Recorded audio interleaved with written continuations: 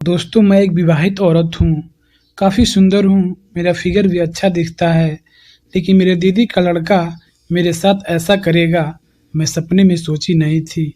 दोस्तों, मुझे जब भी कोई ज़रूरत होती थी, मैं रितेश को बुलाती थी।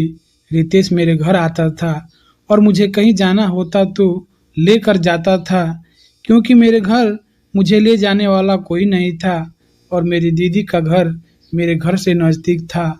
इसलिए उसे जाने आने में कोई दिक्कत नहीं होती थी, लेकिन मैं नहीं जानती थी कि उसके दिमाग में यह सब चल रहा है। मैं जब भी कहती थी, वह तैयार हो जाता था मुझे ले जाने के लिए। मैं उसके बाइक से कहीं जाना होता तो जाती थी।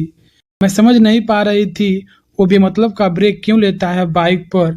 मैं कितना ही दूर बैठती हूँ, उसके पास चली जाती हूँ। उसकी उम्र 22 साल का था, वो भी नौजवान था। वह मेरे इस बार-बार बुलाने का मतलब कुछ और समझता था। वह जब भी मेरे घर आता था, 3 से 4 दिन रहता था, उसके बाद जाता था। उसको यहाँ बहुत अच्छा लगता था।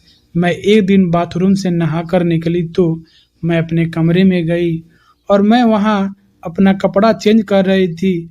तभी वह अचानक मेरे कमरे में आ गया और मेरा सब देख लिया। वह फिर से मुड़ के जाने लगा। उस दिन से उसका नज़रिया बदल गया था।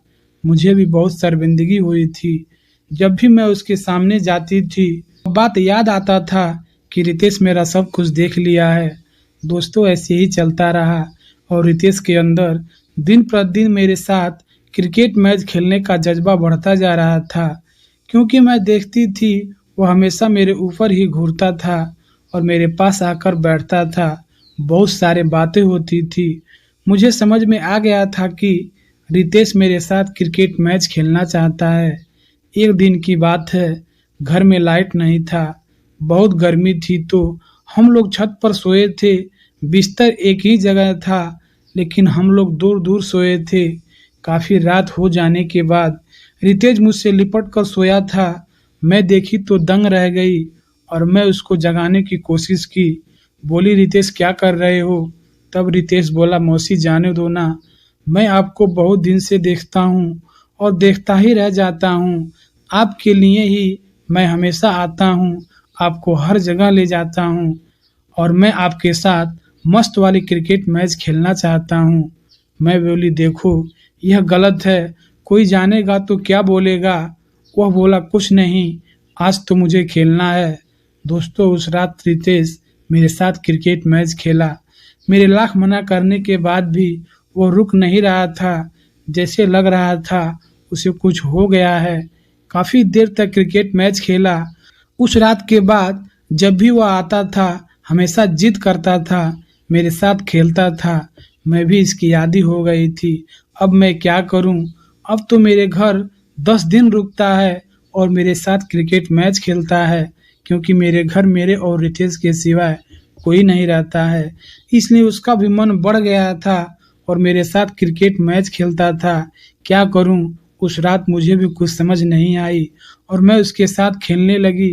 रितेश काफ़ी खुश नज़र आता है और मुझे भी अच्छा लगता है। इस तरह से मेरे और रितेश के बीच काफ़ी नज़दीकियाँ बढ़ गई थी। बस डर यही था कि यह बात किसी को पता ना चले, नहीं तो लोग क्या कहेंगे। दोस्तों, सही बात कहा जाता है, नौजवान लड़के के साथ अकेले नहीं रहना चाहिए, अकेले नहीं सोना चाहिए, नहीं तो कुछ भी हो सकता है।